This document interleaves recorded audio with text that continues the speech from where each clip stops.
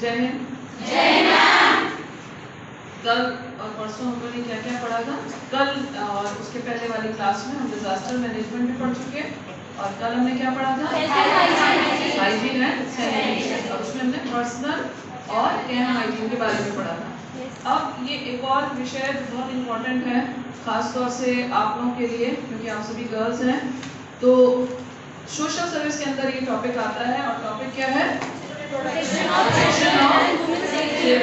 Children and women safety, यानी बच्चों की और महिलाओं की सुरक्षा के लिए किस किस तरह से हमें क्या क्या करना चाहिए, सरकार क्या क्या कर रही है, क्या क्या प्राविधान है उस संबंध में। इन सभी पे प्रश्न आते हैं और वो प्रश्न आप और काफी मार्क्स के होते हैं, इसलिए आप लोग को ध्यान से पॉइंट्स को नोट करना है और जब क्वेश्चन पूछा जाए आपसे बी और सी प्रमाण पत्र की परीक्षा में तो आप प्रॉपर उसका आंसर भी करेंगे। अब सबसे पहले आप जान लीजिए कि हमारा जो भारत है इसमें जो बच्चों की पॉपुलेशन है वो ऑलमोस्ट 42% है। जितनी जनसंख्या है उसमें 42% जो है वो बच्चे हैं, ये एक आंकड़ा बताता है। और उसमें से भी वो 18 साल से छोटे हैं। एक्चुअली बच्चे हम किसको कहेंगे? जो 18 साल से कम के हैं, ठीक है। तो उनकी हेल्थ और उनकी सिक्योरिटी जो है ये बहुत इंपॉर्टेंट विषय है कि जब हमारी जनसंख्या का इतना बड़ा हिस्सा जो है वो बच्चे हैं, तो फिर उन बच्चों की सुरक्षा पर ध्यान देना, उनके स्वास्थ्य पर ध्यान देना, ये सबकी जिम्मेदारी हो जाती है। सबसे बड़ी बात क्या है कि जो बच्चों के संबंध में तरह तरह के शोषण उनके प्रति हो रहे हैं, जिसमें सेक्सुअल एब्यूज की भी बात हो रही है, यौन शोषण जिसको हम बोलते हैं वो। और इन्हीं सभी से बचने के लिए एक आप पढ़ सकते हैं, कौन सा एक्ट है? पॉक्सो, है ना। ये पॉक्सो का पूरा फुल फॉर्म क्या है, कोई बताएगा?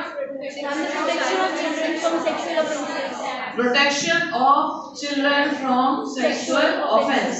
नोट करिए इस चीज को, पॉक्सो का फुल फॉर्म क्या हुआ? Protection of children from sexual offence, यानी यौन अपराधों से बच्चों की सुरक्षा। ये एक्ट कब आया था? 2012 में इसको लाया गया कि जिससे बच्चों के प्रति जो भी अपराध हो रहे हैं, खासतौर से यौन शोषण से संबंधित अपराध, उनसे उनको सुरक्षित रखने के लिए क्या क्या किया जा सकता है। अब इसकी डेफिनेशंस और क्या क्या प्रोविजंस हैं इसको भी हम जान लेते हैं कि ये डेफिनेशन क्या कहता है कि विभिन्न प्रकार के, चाहे हम उसमें क्या क्या चीजों को इंक्लूड कर सकते हैं, यानी यौन शोषण हो, सेक्सुअल अब्यूज हो, असॉल्ट हो, हैरेसमेंट हो या पोर्नोग्राफी हो। पोर्नोग्राफी का मतलब क्या होता है? जो अश्लील साहित्य बांटा जाता है या जिसके माध्यम से दूसरे को परेशान भी किया जा सकता है। बहुत सारे तरीके होते हैं ना यौन शोषण के, कि कुछ फिजिकल एक्टिविटी करना या इस तरह की कोई एक्टिविटी भी कर देना कि साहित्य आपको इस तरह का अश्लील जिसको बोलते हैं वो भी देना, ये भी उसी के अंतर्गत आता है कि चाइल्ड अब्यूज करना, ठीक है। और बहुत सारे एक्ट जो है इस संबंध में, यानी अधिनियम बनाए गए कि जिससे बाल अपराध को रोका जा सके। क्योंकि बाल बच्चों के प्रति अपराध विभिन्न प्रकार के उनके वर्क प्लेस पे होते हैं, उनके घर पे होते हैं, उनके शारीरिक हो सकते हैं, मानसिक हो सकते हैं, विभिन्न प्रकार के अपराध हो सकते हैं। तो उन सब से बचने के लिए विभिन्न अधिनियमों की भी बात है। अब पनिशमेंट विभिन्न अधिनियमों के अंतर्गत क्या क्या हो सकते हैं, इसके ऊपर भी व्याख्या, इसके ऊपर भी बात होती है कि इसमें क्या है कि अगर मान लीजिए किसी ने कोई अपराध करने का प्रयास किया और वो असफल भी हो गया या अपराध नहीं कर पाया, तो भी उसके लिए दंड का प्राविधान है कि आपने उसका प्रयास तो किया है।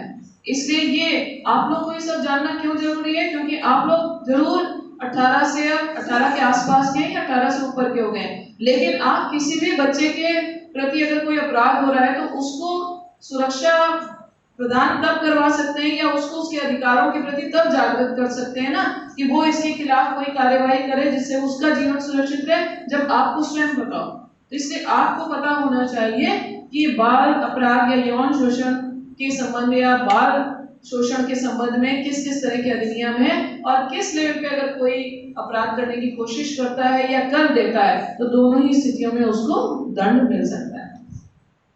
और साथ ही साथ यहाँ पर जो बाल तस्करी होती है, यानी बच्चों को खरीद और बेचना, और उसके बाद क्या होता है, उसे श्रम कराया जाता है। और ऐसा श्रम जो जिसके लिए वो नहीं उचित है, क्योंकि कहा जाता है ना, बच्चों को एक उम्र तक पढ़ना चाहिए, बच्चों के लिए, बच्चों के अधिकार हैं पढ़ना, उनका पालन पोषण होना, उनको एक अच्छी जिंदगी मिलना, उस समय पर उनसे श्रम नहीं करवाया सकता। तभी आप देखते हो कि हालांकि बड़ा कंट्रोवर्शियल इशू होता है कि अगर कोई बच्चा किसी जगह पर काम कर रहा है, लेबर कर रहा है, तो उसके लिए बड़ी बड़ी बातें होती हैं और बड़े लोग खड़े हो जाते हैं उसके खिलाफ। लेकिन जब वही बच्चे अगर फिल्मों में या सीरियल्स में काम कर रहे होते हैं, तो क्या वो बाल श्रम की श्रेणी में नहीं आता? ये थोड़ा सा एक कंट्रोवर्शियल इशू हमेशा रहता है। इसलिए आप देखेंगे कभी कोई पिक्चर या सीरियल आता है तो नीचे छोटा छोटा लिख करके आ रहा होता है कि किसी भी बच्चे के साथ किसी भी प्रकार की ऐसा कोई प्रक्रिया नहीं अपनाई गई है जो कि बाल शोषण के अंतर्गत आती है। चलिए, अब पनिशमेंट कौन कौन से हो सकते हैं देख सकते हैं आप। इसमें आप देख लीजिए, सेक्सुअल असॉल्ट के लिए सेक्शन 3 है, और इसमें क्या कह रहे हैं कि 7 साल से कम की सजा नहीं होती, कम से कम 7 साल की, और अधिक उसको और भी बढ़ाया जा सकता है आजीवन कारावास के रूप में। सजा पे अपराध पर निर्भर करता है, उसने जिस प्रकार का अपराध किया, कम से कम 7 साल की, और उसको उसके अपराध की मात्रा के आधार पर उसको और बढ़ाया भी जा सकता है। फिर है और ज्यादा जो गंभीर अपराध है उसमें कम से कम 10 साल की सजा, ये सेक्शन 15 कहता है। ये जो हमारे अधिनियम है, एक्ट है जितने, उसमें सेक्शन 15 के अंतर्गत ये प्राविधान है, कम से कम 10 साल की सजा, और ये भी जो है आजीवन कारावास में कन्वर्ट हो सकती है जुर्माने के साथ। खाली कारावास नहीं होता, एक होता है जुर्माना के साथ कारावास, और कई बार होता है आजीवन कारावास, यानी लाइफ लॉन्ग आप वहीं पर रहेंगे। फिर सेक्शन 7 ये कहता है कि कम से कम 3 साल की सजा, और ये 5 साल तक भी बढ़ाई जा सकती है। तो आप ये देखिए कि अगर इस तरह की कोई अपराध कर रहा है, आपराधिक प्रवृत्ति का है, तो उसको इतनी तरह की सजाएं मिल सकती हैं अगर प्रॉपर कार्रवाई की जाए।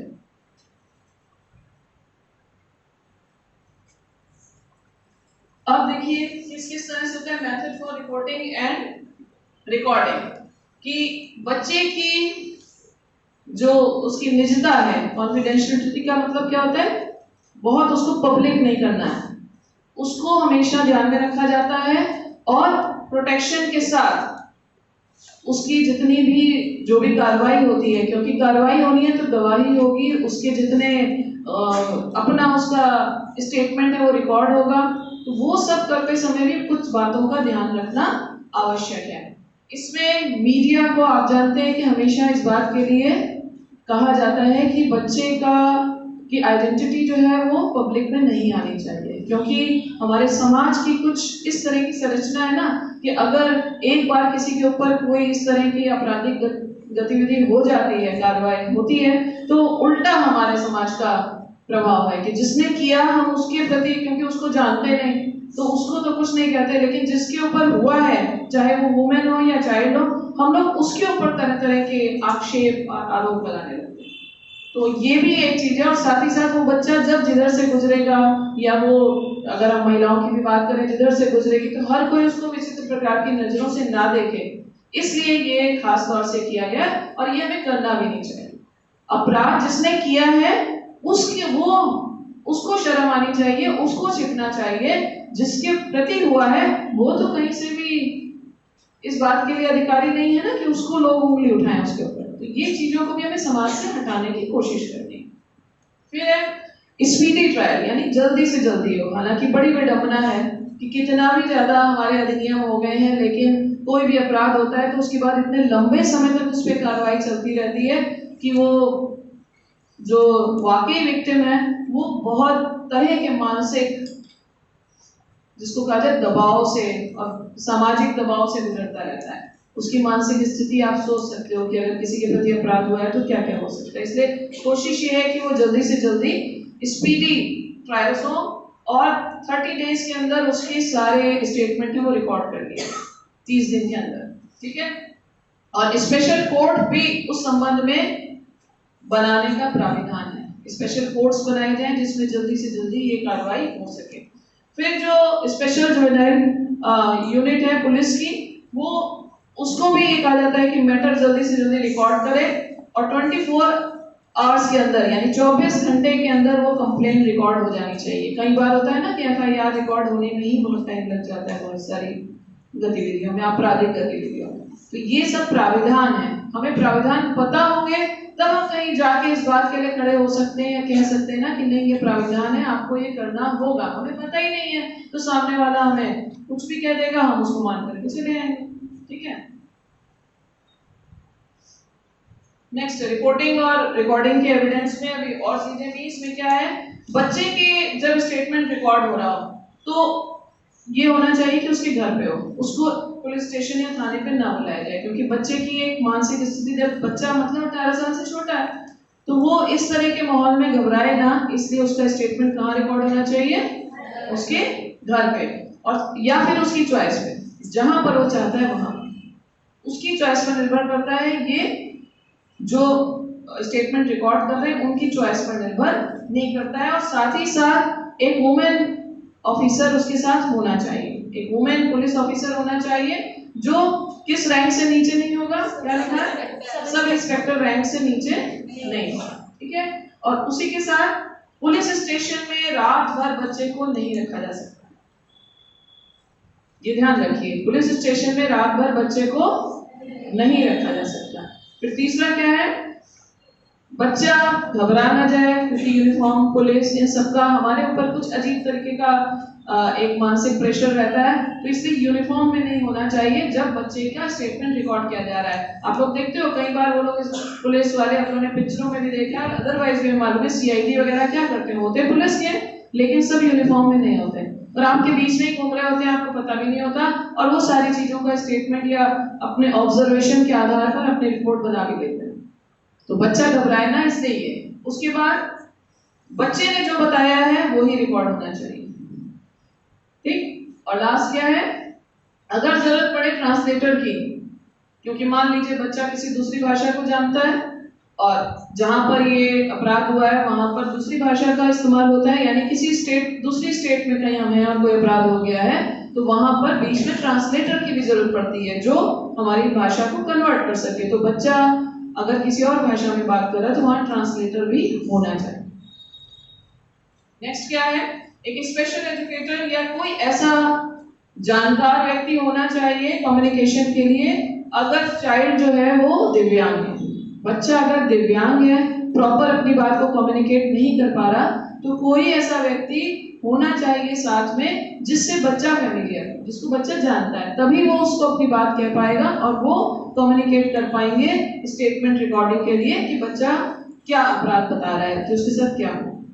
ठीक है, फिर मेडिकल एग्जामिनेशन, अगर बच्चे का शारीरिक परीक्षण होना है, कुछ ऐसा सेक्सुअल असॉल्ट हुआ है, तो ऐसे में उसके पेरेंट्स के सामने होना चाहिए, उनके पीछे से नहीं, यानी उनकी गैर मौजूदगी में कार्य नहीं होगा।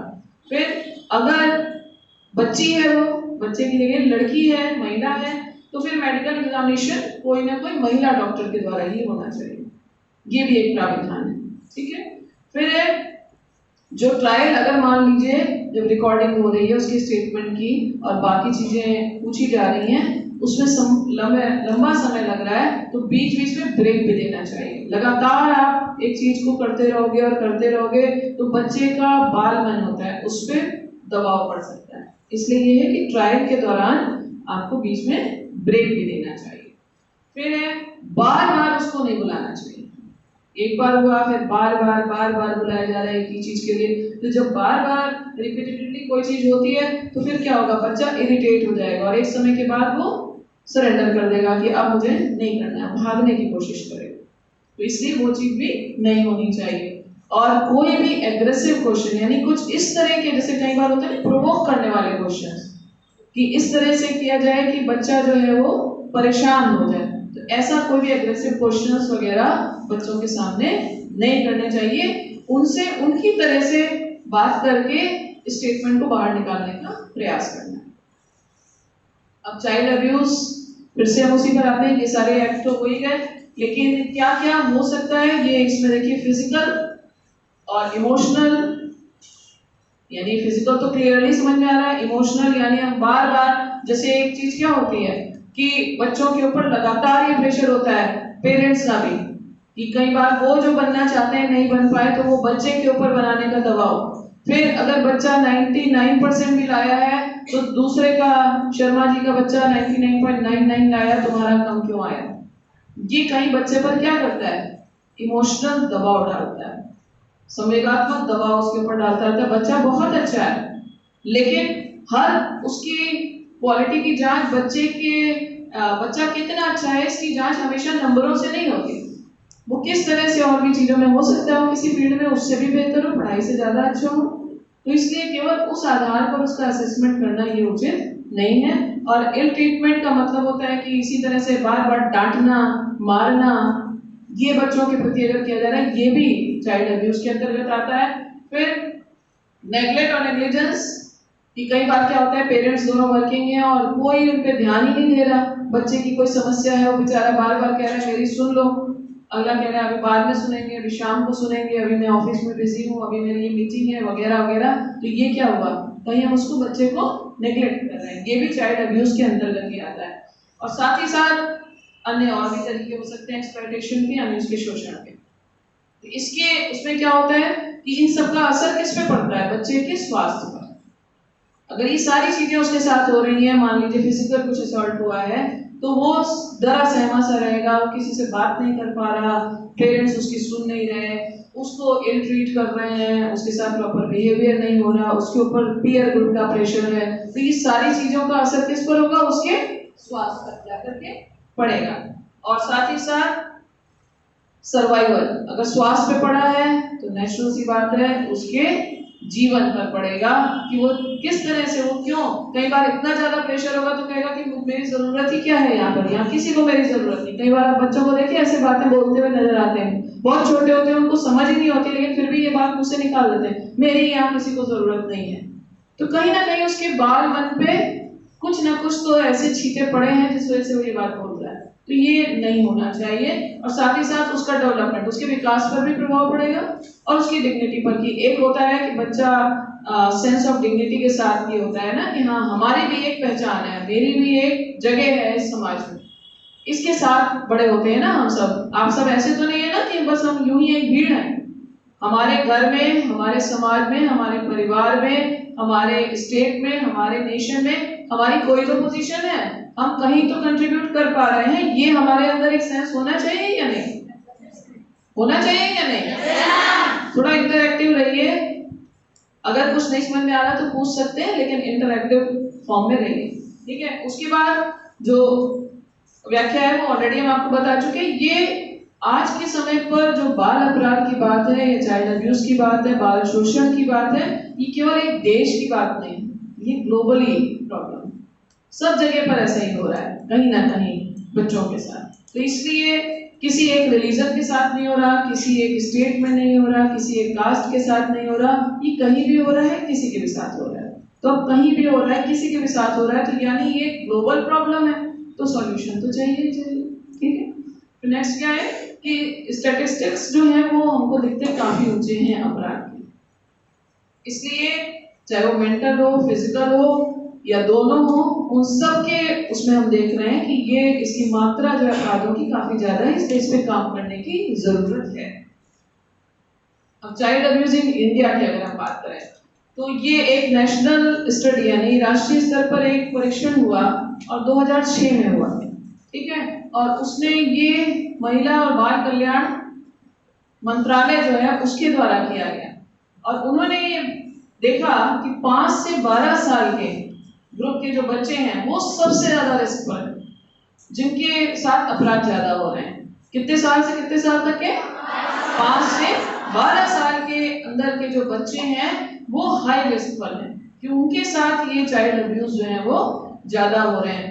और 50% जो है चिल्ड्रन वो फिजिकल अब्यूज उनके साथ हो रहा है, शारीरिक शोषण जिसको बोलते हैं वो हो रहा है, ठीक है। और 53.22% जो है वो सेक्सुअल अब्यूज यानी यौन शोषण को भी झेल रहे हैं।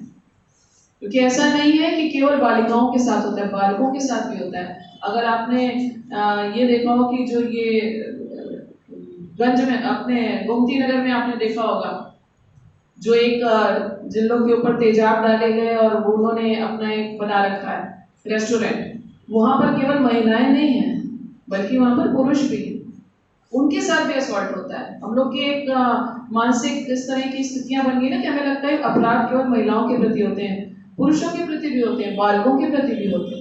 तो हमें दोनों तरफ ही ध्यान देने की जरूरत है। और आंकड़े आप देख लीजिए कितने परेशान करने वाले हैं कि हमारी पॉपुलेशन का लगभग आधा हिस्सा जो है वो अपराध से ग्रसित है। तो सोचिए जब उसका स्वयं का ही विकास अवरुद्ध है तो वो कहाँ हमारे देश और समाज के विकास में योगदान दे पाएगा। फिर फॉर्म्स कौन कौन से होते हैं चाइल्ड अब्यूज के, जो हम पहले बता चुके हैं। पहला हो गया फिजिकल, शारीरिक रूप से। दूसरा क्या हो गया, इमोशनल, ये भी मैंने अभी आपको बताया, पॉइंट्स में इन चीजों को नोट कर लीजिए, जब एग्जाम में आएगा तो आप लिखेंगे। तीसरा क्या है, सेक्सुअल अब्यूज। और चौथा क्या है, चाइल्ड निग्लेक्ट, कि हम उसको निग्लेक्ट कर रहे हैं। इस सब की व्याख्या अभी मैंने आपको बताई। ठीक है, कौन सा हो गया, पहला क्या है फिजिकल अब्यूज, दूसरा इमोशनल, तीसरा सेक्सुअल और चौथा चाइल्ड निग्लेक्ट। अब हम आ जाते हैं, ये हमने इतना पढ़ लिया किसके बारे में, बच्चों के बारे में। अब हमारा दूसरा इसी में टॉपिक क्या था, वुमेन के बारे में, यानी महिलाओं के बारे में। ये भी एक बहुत ज्वलंत मुद्दा है और काफी समय से चला आ रहा है कि हम जितना भी आगे बढ़ गए हैं लेकिन महिलाओं के प्रति अपराध, बहुत सारे शासन स्तर पर नियम भी बना दिए गए, कानून भी बना दिए गए, लेकिन हम अभी तक उससे जूझते चले आ रहे हैं कि महिलाओं के प्रति अपराध कम नहीं हो रहे बल्कि बढ़ रहे हैं। और महिलाएं जो हैं आमतौर पे खास तौर से शाम के बाद या अंधेरे में कहीं पर भी जाने से डरती हैं। कहीं ना कहीं उनके मन में एक भय होता है कि इस समय, और घर वालों के मन में होता है, आप अगर जाना चाहें तो आपके घर वाले भी आपको रोकेंगे। क्यों? क्योंकि कहीं ना कहीं हमारे समाज में माहौल इस तरह का बन गया है कि आपराधिक प्रवृत्ति वाले जो है वो खुलेआम घूम रहे हैं। और वो किस लिए घूम रहे हैं? क्योंकि हम लोग में जागरूकता की कमी है, हमें पता ही नहीं है कि ये अपराध किया गया है, तो इसके खिलाफ इस तरह के अधिनियम बनाए गए हैं, कानून है, नियम है, इन पे कार्रवाई की जा सकती है। जब तक कि वो इस तरह से खुले घूमते रहेंगे तब तक जो सही बंदे हैं वो चुप रहेंगे और वो घर के अंदर बैठे रहेंगे, तो अपराधी प्रवृत्ति के लोग खुले घूमते रहेंगे। तो हम सबको मिलकर कोशिश करनी है अपने समाज को अच्छा बनाने की। ठीक है, ये आपने पढ़ ही लिया कि जो सेफ्टी का मुद्दा है वो सबसे इम्पोर्टेंट है।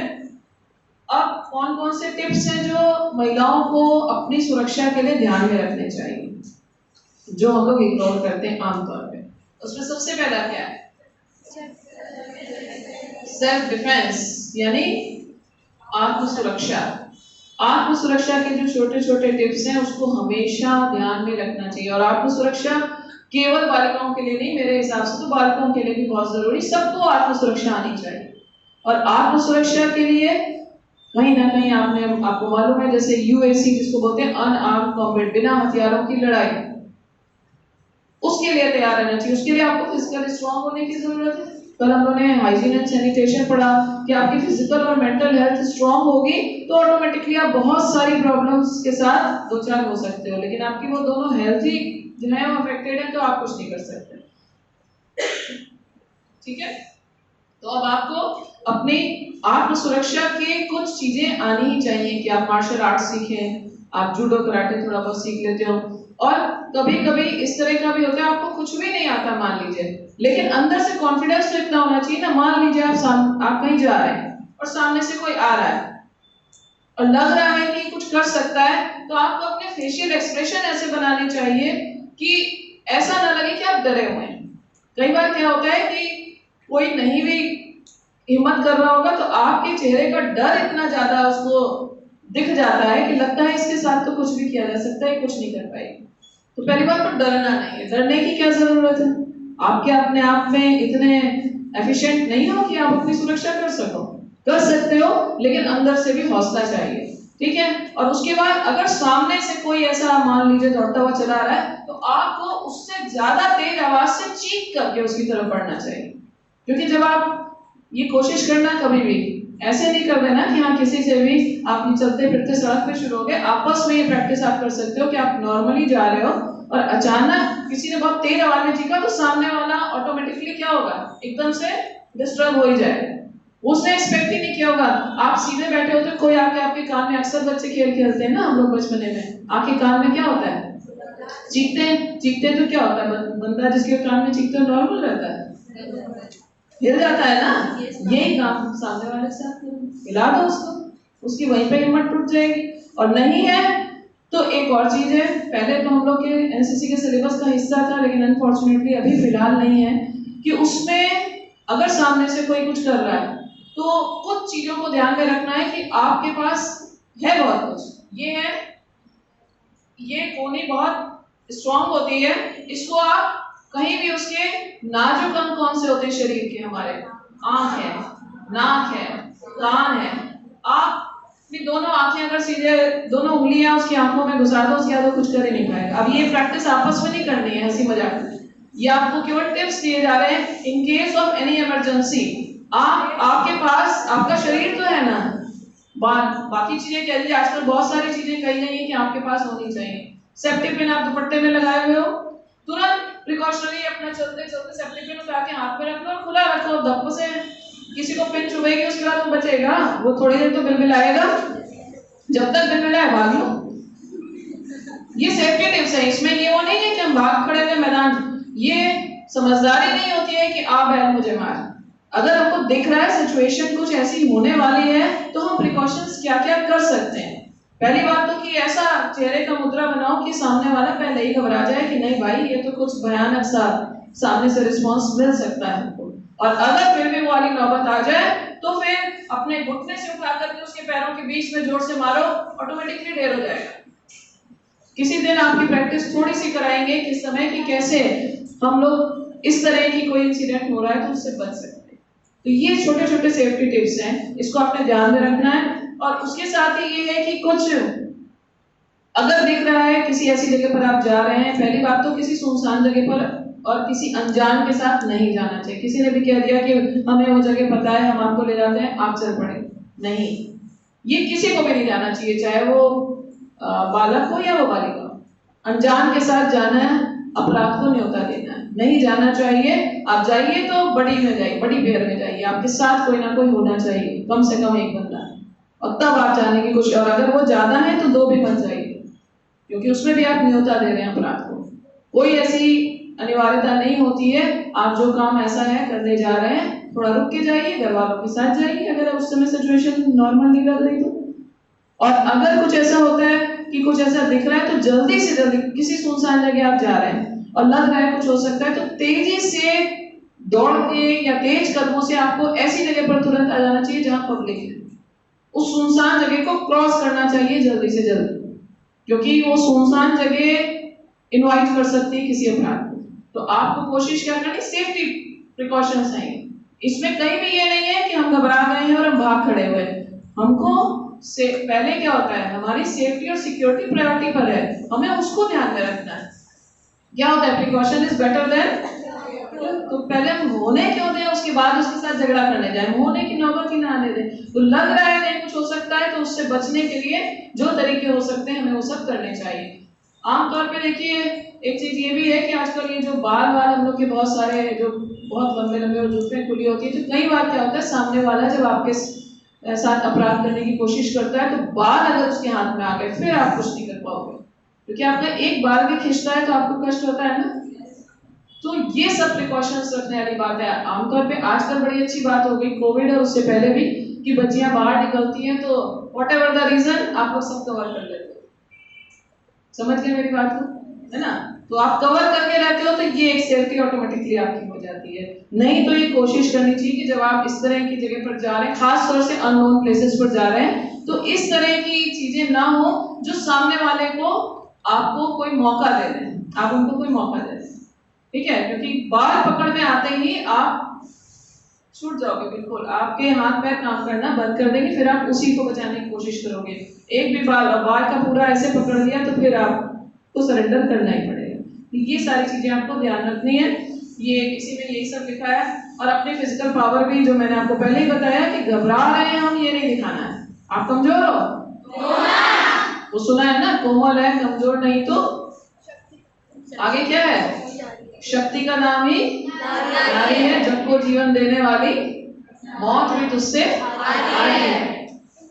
ठीक, तो आप वो हो जो हम लोग महिलाओं को, लड़की बच्चियों को ये ऊपर वाले ने बड़ी नेमत बख्शी है कि आप सृष्टि का निर्माण कर सकते हो। तो जब सृष्टि का निर्माण बहुत बड़ी चीज है तो फिर ये तो छोटी छोटी चीजें हैं, लेकिन बात वही है मेंटली और फिजिकली स्ट्रांग होना पड़ेगा उसके लिए।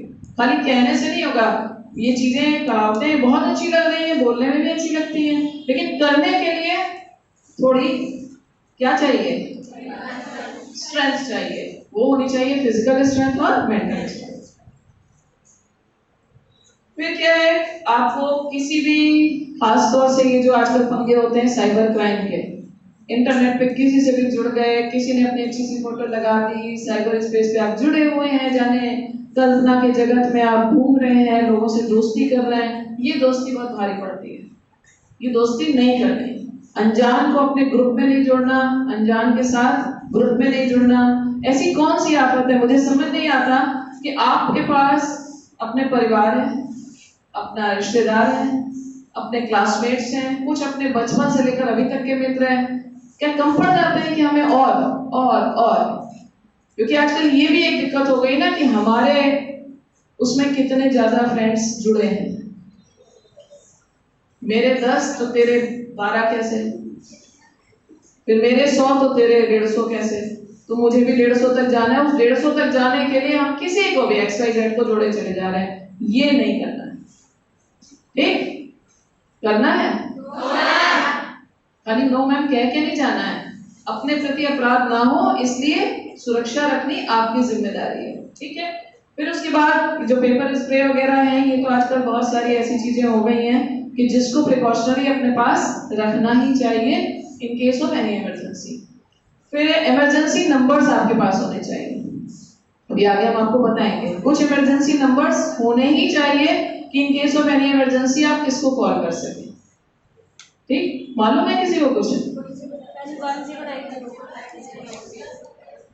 अभी हम आगे बताते हैं। और साथ ही साथ जब आप कार वगैरह ड्राइव कर रहे हो तो आमतौर पे क्या होता है, उस समय भी जो है वो उस समय लगातार आप अपना उसके अंदर भी मोबाइल पे लीड लगा करके सुन रहे हैं या गाने सुनते चले जा रहे हैं। आपको पता ही नहीं कि आपके डोर लॉक हुए कि नहीं हुए। तो जब डोर लॉक नहीं होते और खास तौर से किसी जगह पर आप चौराहे पर रुके जहाँ लाल बत्ती है, तो वहां पर ऐसे लोग हमेशा इस निगाह में रहते हैं कि आप खड़े हुए, पीछे का दरवाजा खोला, सामान पार कर लिया, या मान लीजिए पीछे की सीट पर कोई बच्चा घर का बैठा हुआ है, उसको पार कर लिया, आपको पता ही नहीं। और नहीं तो आप कुछ कर ही नहीं पाए। जब तक आप उतरोगे, जब तक आप करोगे, तब तक ये हो जाए। क्योंकि जो भी इस तरह का अपराध करने के मूड में आता है या पूरी प्लानिंग के साथ आते हैं, उनकी प्लानिंग होती है कि उनकी दूसरी गाड़ी ऑलरेडी तैयार होगी जहां पर उन्होंने उसको लेके भाग जाना। इसलिए ड्राइविंग के समय भी कॉन्शियस रहना है, बेहोश होकर काम नहीं करने, जो आजकल हो गया है। आप लोग हर समय ये जो कान में लगा करके घूमते रहते हो ना, एक तो इससे आप डिजीजेस को न्योता दे रहे हो। कान के अंदर लगातार लीड लगा के रखना, अभी आपको पता नहीं लग रहा है, अभी आप नौजवान हैं, लेकिन आपकी हेल्थ पे धीरे धीरे, जैसे स्लो पॉइजनिंग होती है, सुना है ना, धीमा जहर जो काम करता है वो कर रहा है। तो अभी भी समय है, सचेत हो जाइए, ऐसे काम मत करिए। इतना कोई इंपॉर्टेंट चीजें नहीं है कि आप हर समय कान में लगा करके उसे घूमे। बात करनी है, बात करिए, चुपचाप फोन उठाइए और बात करिए और रख दीजिए। हर समय लीड लगाने का कोई मतलब नहीं होता है, आप ऐसे काम मत करें। अब देखिए इमरजेंसी नंबर्स कौन कौन से हैं। सबसे पहले 1098, ये चाइल्ड लाइन का नंबर है, यानी किसी बच्चे से संबंधित कोई समस्या है ऑल ओवर इंडिया, आप कहाँ फोन कर सकते हो? एक साथ बोलो, 1098। ठीक है, ये कई बार इनके साथ हम लोग भी यहाँ पर कार्यक्रम कर चुके हैं। ये बच्चों से की सुरक्षा से संबंधित, बच्चों को अच्छी तरह से समाज में स्टैब्लिश करने के लिए काम करते रहते हैं। 1090 जो वुमेन पावर लाइन, जो अब महिला बाल कल्याण अधिनियम के अंतर्गत भी आ रहा है, इसके अंतर्गत अगर किसी तरह का ऐसा अपराध हो रहा है, यहाँ पर महिलाओं की जो आइडेंटिटी है वो बाहर नहीं की जाती, केवल फोन के द्वारा आप सूचना दे सकते हो। इस 1090 कार्यालय में कई एनसीसी कैडेट्स, पहले ये प्राविधान था, वो पावर एंजल के रूप में भी काम कर चुके हैं, हमने पावर गार्जियन के रूप में काम किया है, और हम लोगों ने वहाँ पे फीडबैक सेशन में बकायदा कॉल्स को सुना है।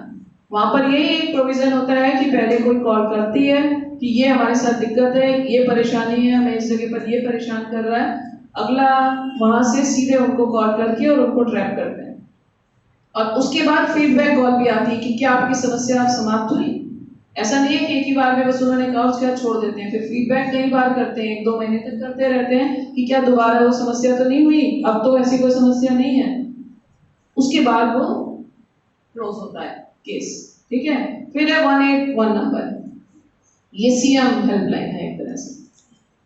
ठीक है, 181 नंबर पे भी आप कर सकते हो, ये दिल्ली पे खास तौर से। और एक इमरजेंसी नंबर है जो नेशनल कमीशन फॉर वुमेन है, NCW। ये कोई भी वायलेंस अगर अगेंस्ट वुमेन हुआ है तो वहां पर ये 24/7 ये नंबर काम करता है, ये नंबर आप नोट कर सकते हैं। उसके अलावा कुछ देखिए इंपॉर्टेंट नंबर, 100 नंबर किसका है? किसका है? पुलिस का। फिर 101 नंबर किसका है? फायर का, यानी कहीं आग लग गई है। आप लोग के पास ऐसे नंबर हमेशा टिप्स पे होने चाहिए। आप और चीजों को प्रायोरिटी पे रखते हो, मोबाइल में सबसे इंपॉर्टेंट इस तरह के नंबर होने चाहिए कि कहीं पर भी कोई ऐसा हो रहा है, आपके साथ नहीं, कहीं भी हो रहा है तो आप कम से कम समाज के काम आ सकते हो। फिर 102 किसका है? हॉस्पिटल का या एम्बुलेंस का। ठीक है, और 108 इमरजेंसी रिस्पॉन्स सर्विस है कि किसी भी तरह की कोई इमरजेंसी है तो आप इन नंबर्स पर कॉल कर सकते हैं।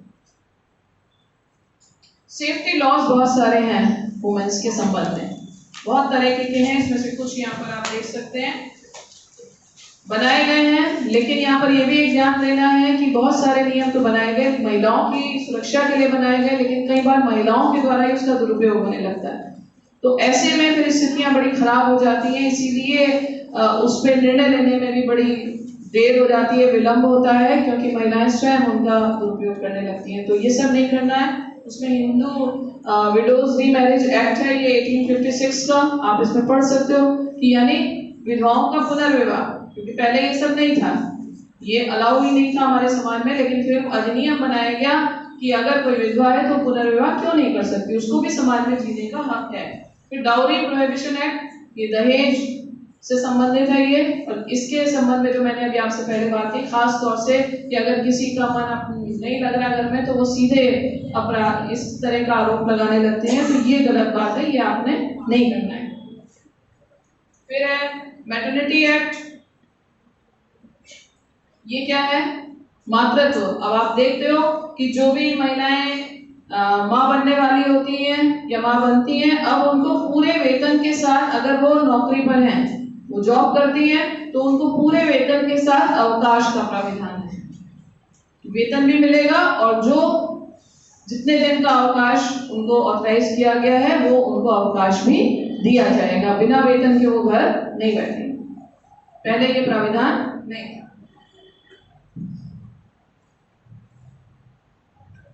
उसके बाद फॉरेन मैरिज एक्ट 1969, विदेशों में भी आप देखते हो ना कि विवाह होते हैं यहाँ के बाहर वालों के साथ, बाहर वालों के NRI जिनको हम बोलते हैं, तो उसके लिए भी एक एक्ट है, अधिनियम है, ऐसे ही नहीं कोई भी किसी से भी शादी कर सकता है। फिर इंडियन डाइवोर्स एक्ट 1969 कि डाइवोर्स का भी प्राविधान है कि तलाक लिया जा सकता है, तभी तो उसी के तहत चलते हैं। उस तलाक के अंतर्गत क्या क्या प्राविधान है कि कितने महीने तक अलग रहना है वगैरह वगैरह, ये सारी चीजें, ये सब आप लोग जानते हो आमतौर पे, नहीं तो इन एक्ट्स को खोल के आप पढ़ सकते हो डिटेल में। ठीक है, इस समय हम यहाँ पर पॉइंट्स में आपको चीजें ज्यादा बता रहे हैं क्योंकि दिए गए समय में हमें पूरी क्लास को पूरा करना है और आपको ये एक्ट पता होने चाहिए। बाकी ये एक्ट काफी डिटेल में है, एक एक एक्ट पर एक एक पूरी क्लास हो सकती है। इन एक्ट को जानने की कोशिश करिए, उसमें से की पॉइंट्स निकालिए कि क्या क्या ये एक्ट कह रहे हैं।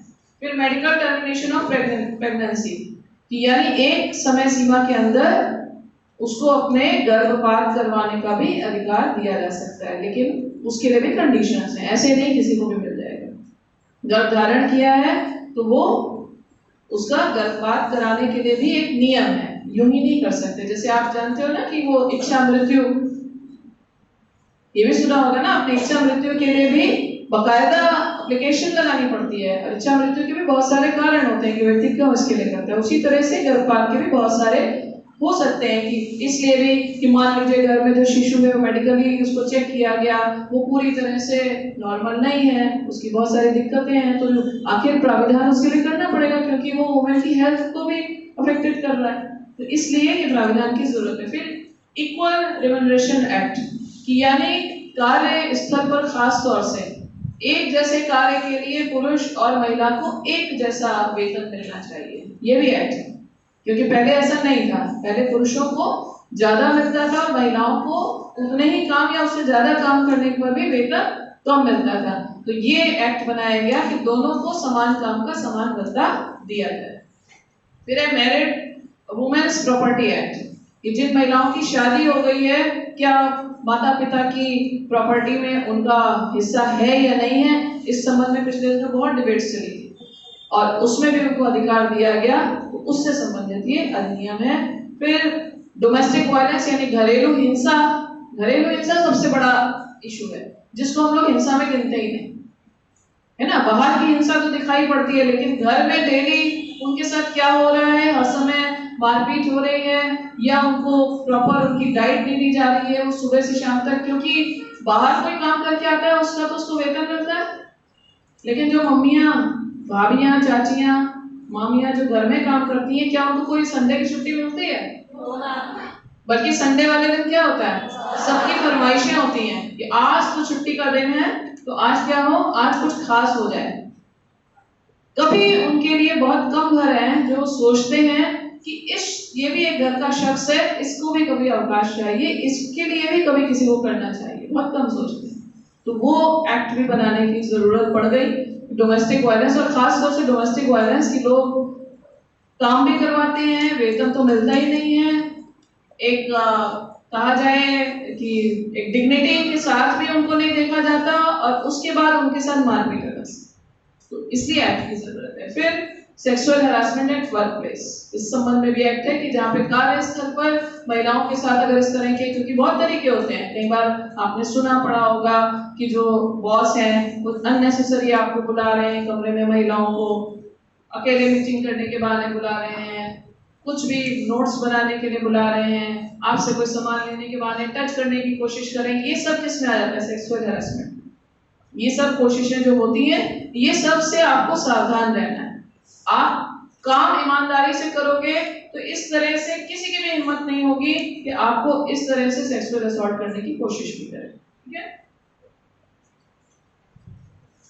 सारी बातों का सार क्या है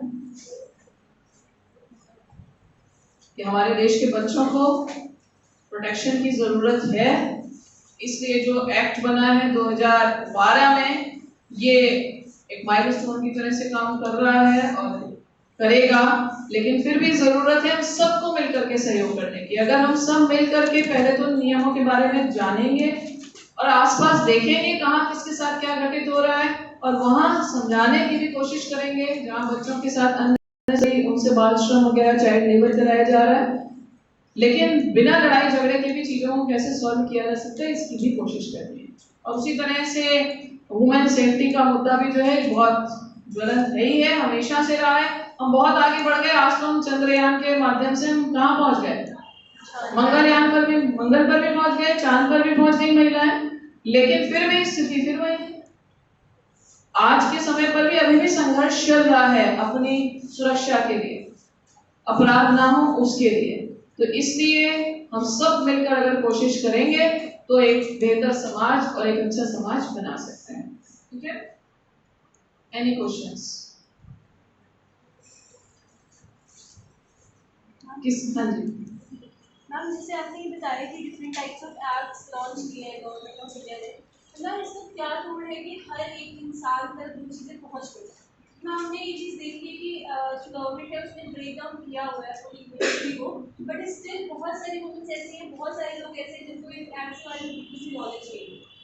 उसका यही एक तरीका, एक तो मुझे नहीं लगता कि आज के समय पे कोई भी व्यक्ति ऐसा है, शायद ही कोई ऐसा है जिसके पास मोबाइल नहीं है ना, और मोबाइल पे गूगल अगर कोई भी डाउनलोड कर ले, डाउनलोड ना भी करे तो गूगल होता ही है, गूगल के माध्यम माध्यम से एक क्लिक पर सारी सूचनाएं मिलती है। तो पहली बात तो यही है कि जानने की इच्छा तो करनी पड़ेगी कि अगर हमारे साथ कुछ ऐसा घटित हो रहा है तो उसके लिए क्या नियम बनाए गए। बहुत सारी जो जागरूकता के अभाव में तो सारी गड़बड़ है। आपको ये क्यों पढ़ाया जा रहा है कि बीइंग एनसीसी कैडेट आप समाज में जाएं और ये बताएं कि आपके लिए इतने तरह के अधिनियम हैं।